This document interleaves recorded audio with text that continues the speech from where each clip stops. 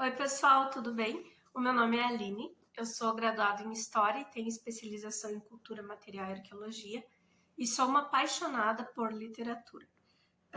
Hoje eu vim conversar com vocês sobre um livro que é um clássico do terror e que alguns dizem que é o primeiro livro de ficção científica da história. Ele foi publicado em 1818 e eu estou falando do Frankenstein, da Mary Shelley. Eu li esse livro já faz um tempinho e eu não sei muito bem o que eu esperava dele, mas ele é muito mais do que eu consegui esperar. Eu sempre achei que até pelo que a gente vê, pelo que a gente tem de cultura pop, o Frankenstein fosse ser um livro sobre o monstro e o médico, enfim, e ele é muito mais do que isso. Esse livro tem tantas camadas, assim, que quando a gente lê, a gente vai entrando, assim... Na verdade, para quem gosta e quem entende a metáfora do que está sendo dito, né? Algumas pessoas simplesmente leem o livro como se fosse só uma historinha, digamos assim. Eu gosto de ler e eu gosto de me aprofundar, tanto que eu sempre procuro ler sobre a história de vida do autor, ou do período em que o livro foi escrito, enfim, porque daí a gente tem um contexto muito maior da obra. Com esse aqui não foi diferente. Eu fui pesquisar sobre a vida da Mary Shelley e ela era muito nova quando ela casou. Ela teve um romance com o Percy Shelley, que era um poeta famoso na época, e ele já era casado, então eles foram amantes durante um tempo. A esposa dele acabou se suicidando e eles casaram, e ela teve uma briga com o pai dela e acabou se afastando dele por esse motivo. Durante o casamento, ela teve algumas perdas, ela sofreu alguns abortos espontâneos, e isso até que ela teve um filho, mas essa criança nasceu frágil, adoeceu e faleceu com apenas 1 mês de vida. Esse em si é um assunto que já me tocou muito, né? Porque eu passei por uma situação muito parecida.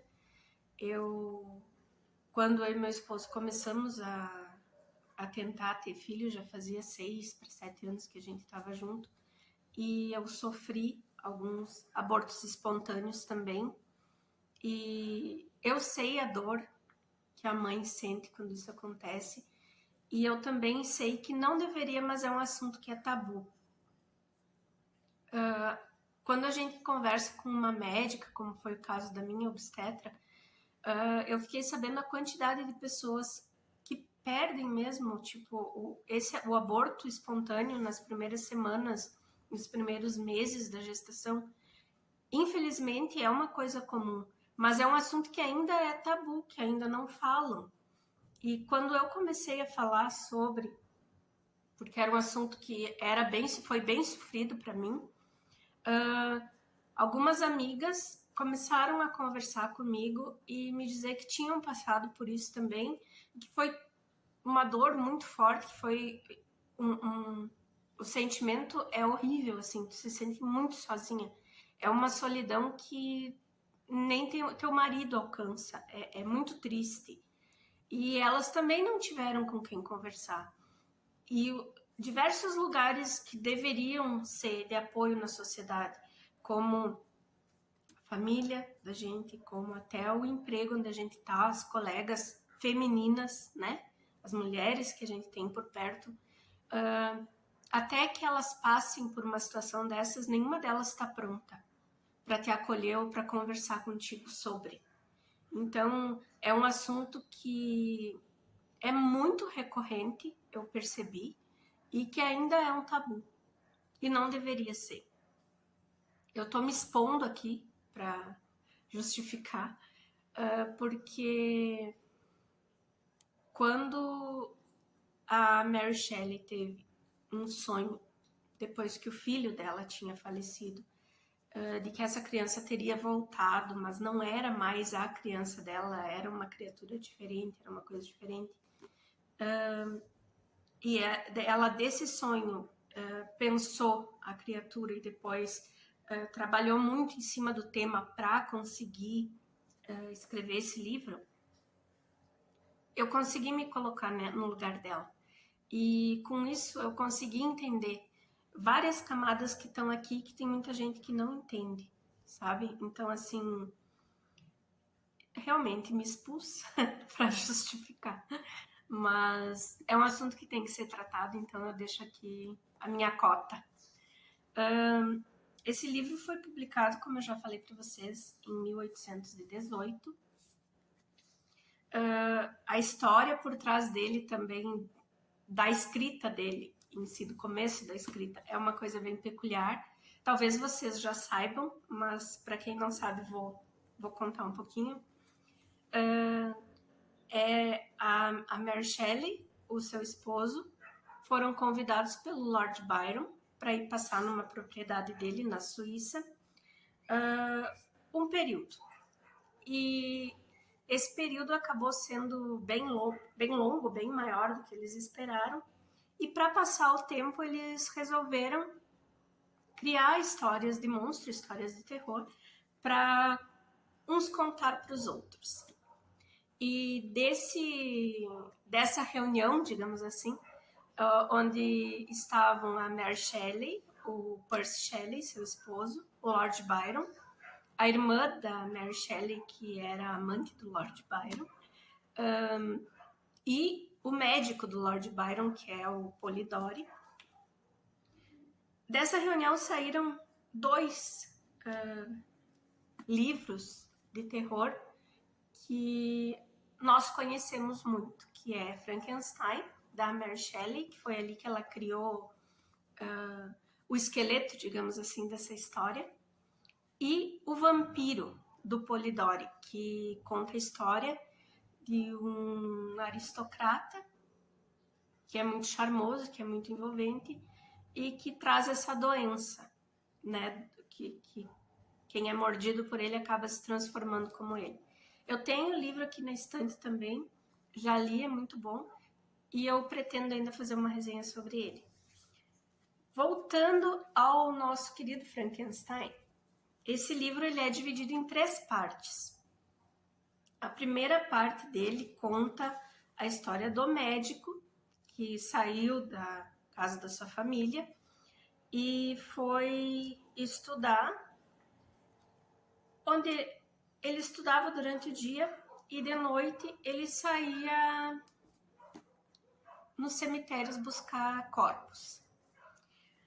A pesquisa dele foi andando até que ele entendeu que para ele conseguir o que ele queria, o que ele precisava, ele ia precisar de um tórax muito largo, muito grande, que coubesse em 2 corações, porque a energia que ele precisava para criar aquele ser, enfim, ia ser muito grande.